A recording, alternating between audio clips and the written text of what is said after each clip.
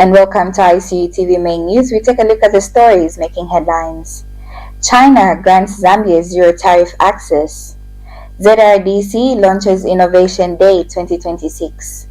Zambia, Israel signs $460 million debt agreement. International news, Nigeria and Rwanda boost bilateral relations. And in sports news, Zambia under-17 girls prepare for DRC World Cup qualifier.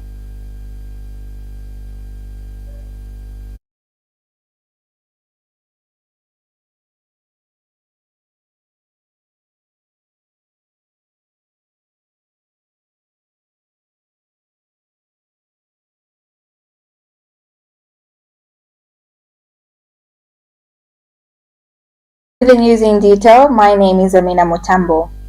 China has granted zero tariff access to all products from Zambia and 52 other African countries effective 2026. The Ministry of Foreign Affairs says the measure covers 100% of tariff lines. Zambia has benefited from the scheme since 2003, with zero tariff exports averaging $2 billion United States dollars annually between 2005 and 2022, mainly in copper and critical minerals. The new arrangement extends duty-free access to products including soybeans, honey, sugar, cotton, coffee, wheat, processed foods, and gemstones. President Hakainde Hichilema says Africa must strengthen intra-African trade systems and remove internal trade barriers to fully benefit from global market access. China has opened the door to Africa. Zambia, as one of its key trading states, must now be ready to move.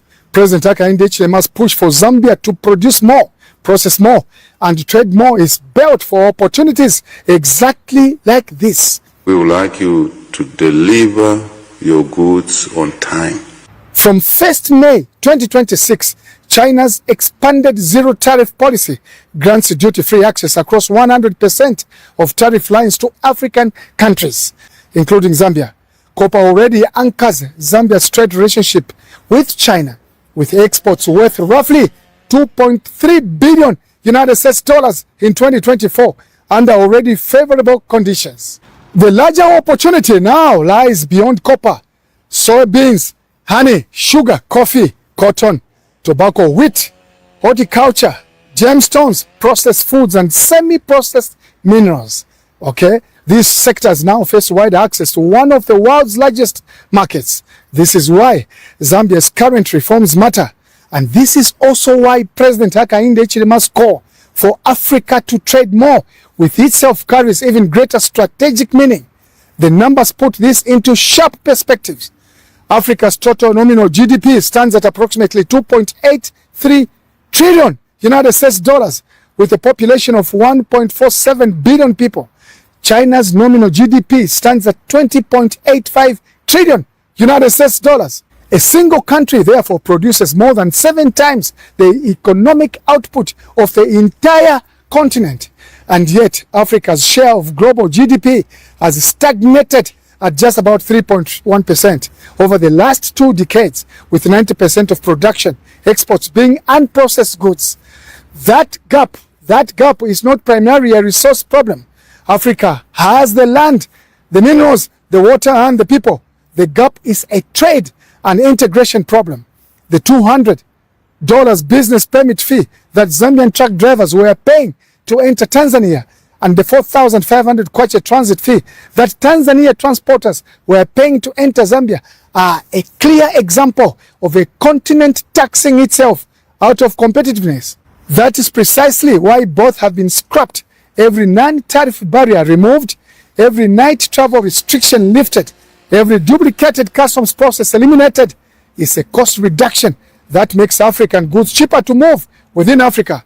Remove enough of these costs and the continent's economic output begins to reflect what is actually capable of producing.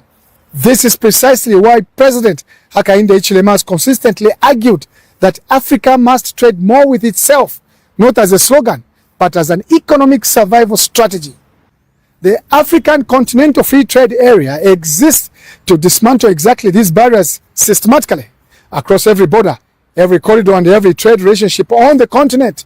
The Zambia-Tanzania permit fee removal is one practical step in that direction, small in isolation, significant as part of a pattern that, if repeated across every African border, begins to close the gap between what this continent produces and what it earns. A continent that strengthens trade among its own countries, builds faster logistics systems, more efficient borders, stronger regional supply chains, and fewer barriers when global opportunities emerge. When African countries trade more with each other, border bottlenecks are reduced. Ports become more efficient, railway systems become more valuable, regional roads carry greater commercial weight, and cross-border production system strengthens. That means when major markets such as China open wider, African economies already positioned through stronger continental trade can move faster. For Zambia, this is critical. As a central region hub linked to multiple neighboring states, Zambia's ability to benefit fully depends on not only on domestic production, but also on a stronger African trade corridors. This is why Nakonde, Chirundu, Kazungula, Tazara, Robito, and other regional corridors matter. This is why border upgrades, railway revitalization, and the president's continued advocacy for a more commercially integrated Africa matter. Because Zambia does not grow in isolation. It exports, move through African systems. Its goods rely on African corridors. Its competitiveness strengthens when neighboring economies also become more efficient. At home right here, the same logic applies. When power is expanded into farm blocks like Luena, when solar plants are commissioned in Mansa, when irrigation systems are strengthened, and when industrial zones are developed, Zambia is not scrambling. When opportunity appears, it is preparing in advance. Power enables irrigation. Irrigation drives production. Production feeds processing. Processing strengthens exports. Regional trade supports movement. Global access expands markets. This is why every megawatt, every road, every border reform, and every production corridor matters. China has opened the market. Africa must strengthen its own systems, as President Hakainde Hichilema has been advocating recently. The countries that build productive economies, integrated regional trade, and export-ready industries before opportunities knocks are the ones best positioned to benefit. That is exactly where President Hakainde Hichilema's economic strategy is aimed. The Zambia Research and Development Center, ZRDC, has officially launched its Innovation Day under the theme Innovation 360. The event was officially opened by Vice Chancellor of Information and Communications University, supporting local innovators through international partnerships, research programs, and collaborations with the Information and Communications University and the National Science Center. The event also featured The event also featured exhibitions, prototypes, research projects, and entrepreneurial ideas from students and innovators. Zambia and Israel have signed a $460 million Ndola debt restructuring agreement as part of Zambia's broader debt recovery program. The agreement restructures Zambia's debt obligations to Israel up to the year 2043 and covers projects supported by Israel's Foreign Trade Risk Insurance Corporation Limited in sectors such as agriculture, defense, and healthcare. Minister of Finance and National Planning Stumbeko Msokotwane said the agreement reflects Zambia's progress in restoring local discipline and debt sustainability following the 2020 debt default. Dr. Msokotwane thanked the government of Israel for its cooperation during the negotiations, adding that the restructuring will reduce debt service pressures and create more fiscal space for infrastructure development, economic recovery programs, and social sector support. Meanwhile, Israeli Ambassador to Zambia, Ofra Fari, said the agreement demonstrates the strong relations between the two countries and reaffirmed Israel's support for Zambia's long-term economic recovery and sustainability. We take our first set of commercials. Stay tuned for more local stories. The Information and Communications University is complementing government effort in promoting legal and safe mining for all Zambians. ICU is offering a short practical training course to artisanal and small-scale miners and those who intend to venture into mining. This training covers identification of rocks and minerals, mining operations and equipment, health and safety in mining, environmental protection, licensing and compliance. Qualifications: National Registration Card NRC. Apply now at www.icuzambia.net. For more information, contact the ICU School of Mines, Department of Artisanal and Small-Scale Mining at +260 763 302 596 or +260 973 263 492. For analysis of mineral samples, contact the ICU School of Mines Laboratory at +260 973 263 492 or +260 977 833 434.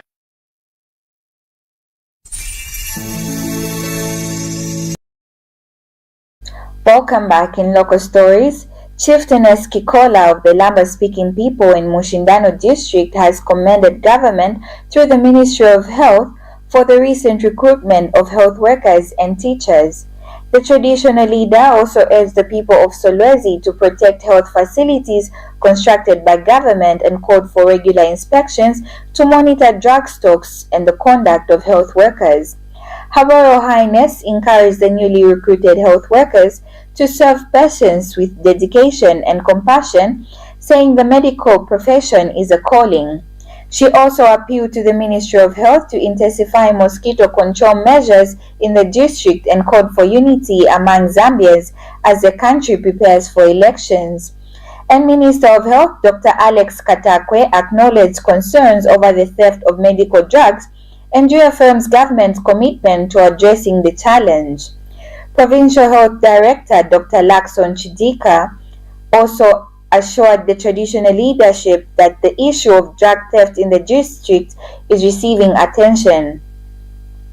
Government has introduced tougher regulations for the registration of trade unions in Zambia aimed at curbing fragmentation and strengthening workers' representation within the labor movement. In a statement issued by the Ministry of Labor and Social Security, Principal Public Relations Officer Ndola said the new measures are contained in Statutory Instrument Number 30 of 2026. Ms. Ndola said the regulations signed by Labor and Local Security Minister Brenda Mwikatambatamba under the Industrial and Labor Regulations Act are intended to promote unity, accountability, and effective representation with trade unions. Under the new rules, groups seeking to register a trade union will be required to secure support from at least 2 unions within the same sector and 2 unions outside the sector before registration can be approved. We take another set of commercials. Coming up is international news. We kickstart your day with our headline pick with the top stories making news. Then we go deeper in our story pick where we break down issues that matter the most to you. From the Health Desk, we share simple tips to keep you healthy and informed. Your Classic Fitness Minute to get your body moving before the day begins. And trending now, what's hot on social media? Hello Zambia, my name is Amina Mutambo. And I am Maluwa Eric J. Mwalamujende, and we bring to your screens the ICU TV Breakfast Show.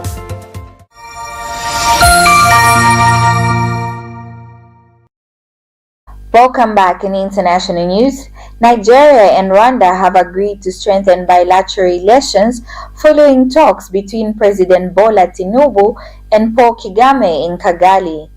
Both leaders pledged to revive the Joint Permanent Ministerial Commission to advance cooperation across key sectors. President Bola Tinubu said Nigeria would consider reciprocating Rwanda's 30-day visa-free policy for Nigerians. The discussions also focused on trade expansion, regional integration, and the implementation of the African Continent Free Trade Area Framework. Still in international news, Aliko Dangote has revealed that the company rejected an attempt by the Nigerian National Petroleum Company to increase its stake in the Dangote Petroleum Refinery. He said the company intends to lease the refinery He said the company intends to lease the refinery publicly in order to allow wider Nigerian ownership and participation. The NNPC originally planned to acquire a 20% stake in the refinery but currently holds about 7.2% due to incomplete payments. The Dangote refinery, which is Africa's largest, has a capacity of 650,000 barrels per day and has plans for future expansion. We take our last set of commercials. Coming up is sports news.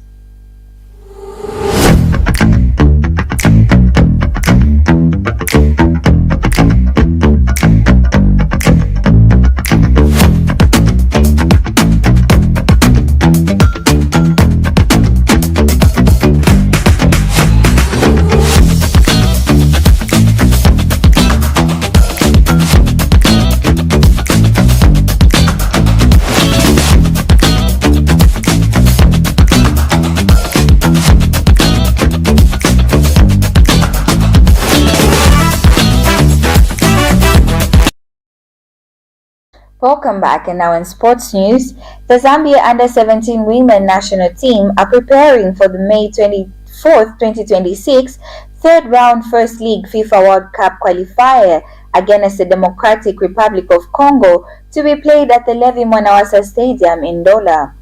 Coach Carol Kanyemba and her technical team are currently camping in Lusaka before shifting base to Ndola in the final stages of preparation. Zambia will host DRC on May 24th before traveling for return leg 5 days later in Kinshasa.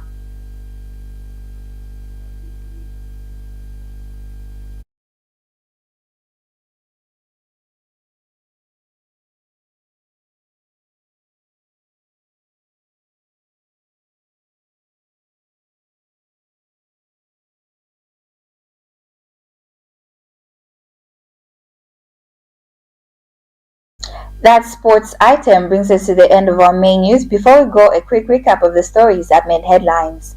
China grants Zambia zero tariff access. ZRDC launches Innovation Day 2026. Zambia Israel sign $460 million debt agreement. In international news, Nigeria and Rwanda boost bilateral relations. And in sports news, Zambia under-17 girls prepare for DRC World Cup qualifier. Thank you so much for watching the ICU TV main news. For more news updates, do stay glued to our ICU TV page, Facebook, ICU Zambia, YouTube. Have a good night.